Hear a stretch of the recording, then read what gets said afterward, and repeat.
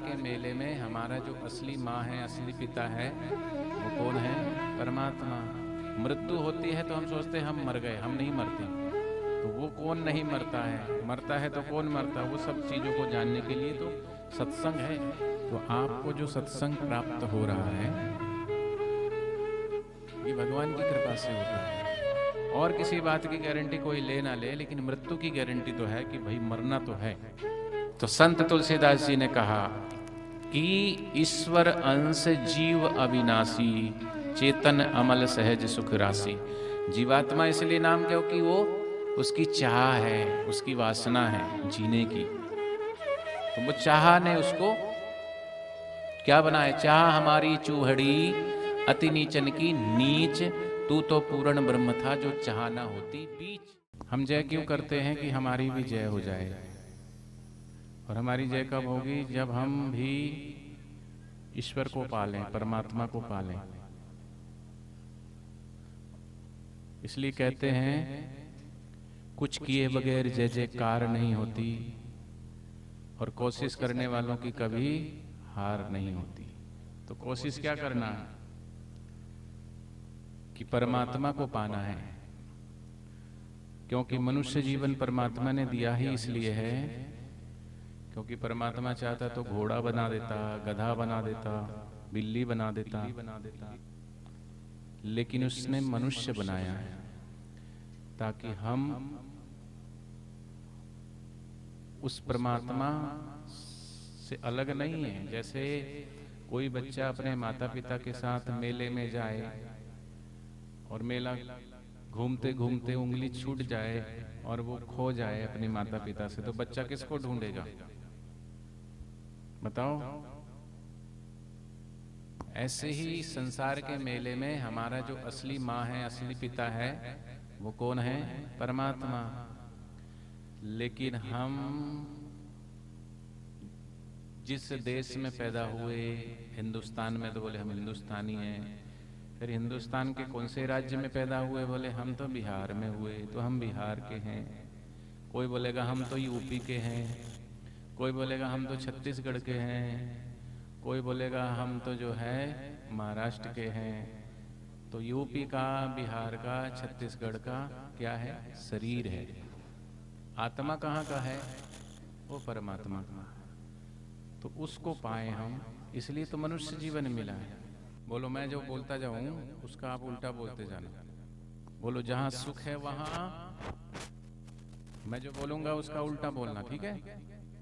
जहां सुख है वहां, जहां लाभ है वहां, जहां यश है वहां, जहां जीवन है वहां मरण है ना। दिन है तो धूप है, तो मान है, तो धरती है, तो शांति है, तो और आनंद है, तो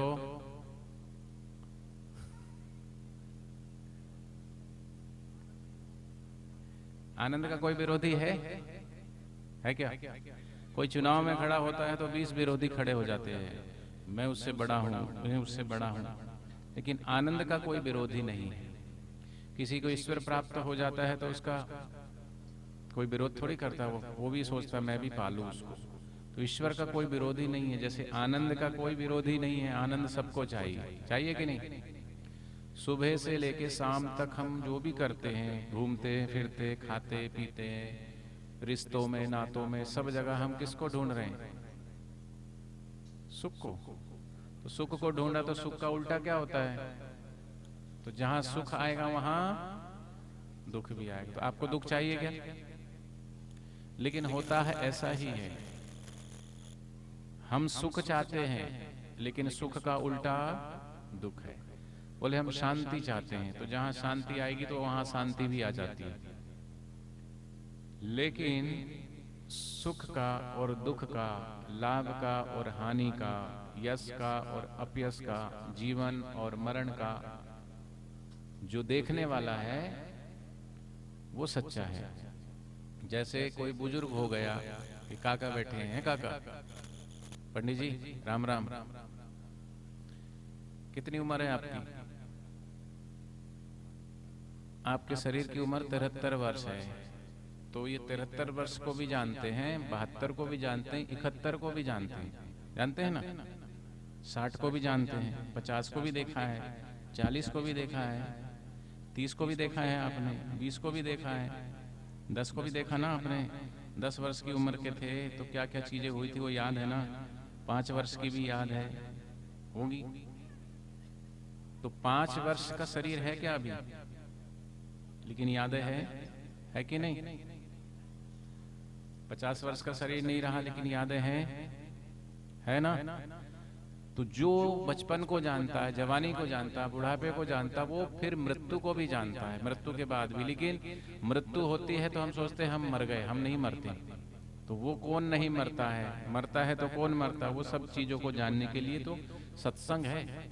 और सत्संग से ही विवेक जगता है कि आत्मा क्या है, परमात्मा क्या है, जन्म क्यों होता है, दुख क्यों होता है, ठीक है। तो वो सब बातें सुनने के लिए ही सत्संग, इसलिए कहा बिन सत्संग विवेक न होई, राम कृपा बिन सुलभ न सोई। तो आपको जो सत्संग प्राप्त हो रहा है ये भगवान की कृपा से होता है।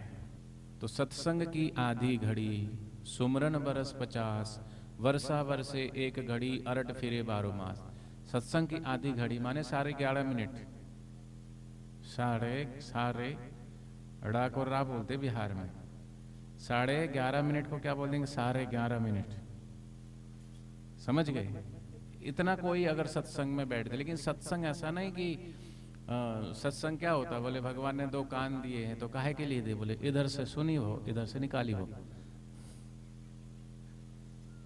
यही खातिर दिए है का, इधर से सुनने और इधर से निकालने, इसलिए भगवान ने 2 कान दिए हैं क्या, नहीं। बोले भगवान ने 2 कान दिए हैं चश्मा लगाने के लिए, इसलिए भगवान 2 कान दिए। कान ना होते तो चश्मा कैसे लगाते, कहाँ अटकाते। वास्तव में भगवान ने ना चश्मा लगाने के लिए दिया है, ना इधर से सुन के इधर से निकालने के लिए दिया है। सत्संग की कीमत क्या है। एक मूर्ति वाले ने मूर्ति बनाई, एक सी मूर्ति बनाई, 2 एक की कीमत रखा इस मूर्ति की 5,000 रुपए, दूसरी मूर्ति की कीमत थी 5 लाख रुपया। देखने में दोनों एक सा ही थे, कोई भेद नहीं, एक सी ही है। जो भी आता तो मूर्तिकार ये कहता कि आप इसमें भेद बताओ और मूर्ति फ्री में ले जाओ, लेकिन अगर नहीं बताया तो उतने कीमत हम ले लेंगे आपसे, ये शर्त है। तो कोई भी आए तो उन्होंने कहा भाई दोनों में तो भेद क्या दिखेगा, बोले एक पीतल की होगी एक सोने की होगी, बोले नहीं एक ही धातु की दोनों मूर्ति, फिर भिन्नता क्या है। कोई कुछ बताए कोई कुछ बताए। एक गुरु वहां से निकले तो उन्होंने देखा तो बोले मूर्ति तो एक सी लेकिन भेद है दोनों में, क्या। उन्होंने एक धागा लिया और मूर्ति के कान में डाला, तो वो एक धागा मूर्ति के एक कान से डाला दूसरे से निकल गया। फिर दूसरी मूर्ति में डाला तो दूसरी मूर्ति में धागा डाला तो वो धागा इधर से इधर निकला नहीं, वो भीतर चला गया। तो संत ने कहा जिस मूर्ति में धागा भीतर चला गया उस मूर्ति की कीमत है 5 लाख रुपया, और जिस मूर्ति में धागा इधर से इधर निकल गया वो मूर्ति साधारण है, उसकी है 5,000 रुपया कीमत। समझ गए। ऐसे ही जो सत्संग को भीतर लेके जाता है उसकी तो है कीमत ज्यादा, और इधर से सुन के इधर से निकाल दिए तो कीमत तो है। सत्संग में पुण्य तो मिलेगा, आए हो तो पुण्य मिलेगा। सत्संग पुण्यों के प्रभाव से ही मिलता है। भगवान की कथा भगवान का सत्संग पुण्य होता है। दुर्लभो मानुष्य देह देहि नाम क्षण भंगुरः तत्रापि दुर्लभम मन्ने वैकुंठ प्रिय दर्शनम। मनुष्य देह मिलना दुर्लभ है, मिल जाए फिर भी क्षणभंगुर है। कैसे क्षणभंगुर है? कहते हैं पानी तेरा बुलबुला असमानस की जात, देखत ही छुप जात है ज्यों तारा प्रभात। ज्यों ही प्रभात होती तारा छुप जाता है। ऐसी मनुष्य का कोई भरोसा नहीं। अभी है, शाम तक जिएगा कि नहीं जिएगा, कल तक जिएगा कि नहीं जिएगा, 1 साल बाद जिएगा कि नहीं जिएगा, इसकी कोई गारंटी नहीं है। मरेगा इस बात की गारंटी है कि नहीं? और किसी बात की गारंटी कोई ले ना ले, लेकिन मृत्यु की गारंटी तो है कि भाई मरना तो है, लेकिन कब मरेगा? कहते हैं हवाई जहाज जहां से उड़ता है उसको एयरपोर्ट बोलते हैं, एयरपोर्ट से हवाई जहाज के चलने का समय होता है। कहते हैं प्लेटफार्म से रेलगाड़ी के चलने का समय होता है, लेकिन हमारा इस जीवन की गाड़ी कब छूट जाए कोई पता नहीं। क्या भरोसा इस जिंदगी का, साथ देती नहीं है किसी का, सांस रुक जाएगी चलते चलते, समा बुझ जाएगी जलते जलते, लेके कंधों पे तुझको चले जाएंगे, तेरे अपने ही तुझको जला आएंगे। कोई तेरा नहीं सब है धोखा यहाँ, काहे जीवन को यूं ही गवाता है तू। 4 दिन की मिली जिंदगानी तुझे, 4 दिन में ही करनी मुलाकात है। ये 4 दिन की जिंदगी इसलिए नहीं मिली कि चलो बच्चा हुआ, फिर पढ़ा लिखा करे बड़ा कर दिया, फिर उसकी शादी कर दिया, फिर उसका भी बच्चा हो गया, और फिर वो बूढ़ा हो गया, और फिर वो मर गया। ये इसलिए नहीं मिला है जीवन। जीवन मिला है परमात्मा को जानने के लिए कि मैं कौन हूँ, मैं कहाँ से आया हूँ, जीवन क्या है, मृत्यु क्यों होती है, जीवन क्यों मिलता है, ये सब जानने के लिए मनुष्य जीवन मिला है। जीवन काहे के लिए मिला, कईयों से पूछो तो बोलते, क्या बोलते हैं, अब भी बोल रहा हूं, जीवन काहे के लिए मिला? खाओ पियो और ऐश करो। थोड़े जोर से बोलो, आवाज नहीं आई। माताएं आप बोलो, खाओ पियो और मौज करो। आप बोलो, खाओ पियो और मौज करो, ऐश करो, है ना। तो खाओ पियो ऐश करो, तो ऐश माने क्या होता है? तुम्हारी नजर में ऐश होता है बढ़िया बढ़िया खाओ पकवान, बढ़िया बढ़िया कपड़े पहनो, बढ़िया बढ़िया गाड़ी में घूमो, देश विदेश में जीवन पूरा कर दो। इसको ऐश बोलते हैं, मौज मस्ती बोलते हैं। ऐश माने राख होता है। जो बीड़ी सिगरेट पीते हैं उनके घर में एक ट्रे होती छोटी सी, सिगरेट पी के उस राख डालते उसमें, तो ऐश माने होती राख। तो बोल तो सही रहे हो, लेकिन अपने अर्थ में बोल रहे। खाओ पियो और ऐश करो माने खाओ पियो और राख करो। तो मर एक दिन अभी खाएंगे पिएंगे, फिर बड़े हो जाएंगे, फिर बूढ़े हो जाएंगे, फिर मर जाएंगे, फिर हमें जला दिया जाएगा, तो क्या बचेगी? तो खाओ पियो और ऐश करो माने राख करो। तो मनुष्य जीवन इसलिए नहीं मिला है कि खाओ पियो और राख करो। मनुष्य जीवन मिला है, भगवान कहते हैं देखो, हम ज्योत जलाते हैं तो उसकी जो लौ है वो किधर उठती है? किधर उठती है? सूर्य किधर है? पर है ना। तो वो अग्नि तत्व ऊपर है, उस तरफ उठती है। पानी को ऊपर फेंको तो वो किधर आता है? नीचे। समझ रहे? क्यों? हमारा भी स्वभाव, तो संत तुलसीदास जी ने कहा कि ईश्वर अंश जीव अविनाशी, चेतन अमल सहज सुख राशि। ये जीव परमात्मा का अंश है। पानी है, पानी में बुलबुला उठा, समझ गए? तो बुलबुला उठा तो पानी में से ही उठा कि बाहर से उठा है? और फूट गया तो क्या हुआ? जब अलग हुआ तो क्या कहलाया? बुलबुला। समुद्र के अंदर से एक बूंद पानी अलग निकला तो वो क्या कहलाया? बूंद, बिंदु। और वो बिंदु समुद्र में मिल गया तो क्या कहलाया? सिंधु। तो बिंदु और सिंधु अलग अलग दिखते हैं, लेकिन जब उसमें मिल गया तो वो एक हो गया। ऐसे ही अंश और अंशी, अंश माने हम, अंशी माने परमात्मा।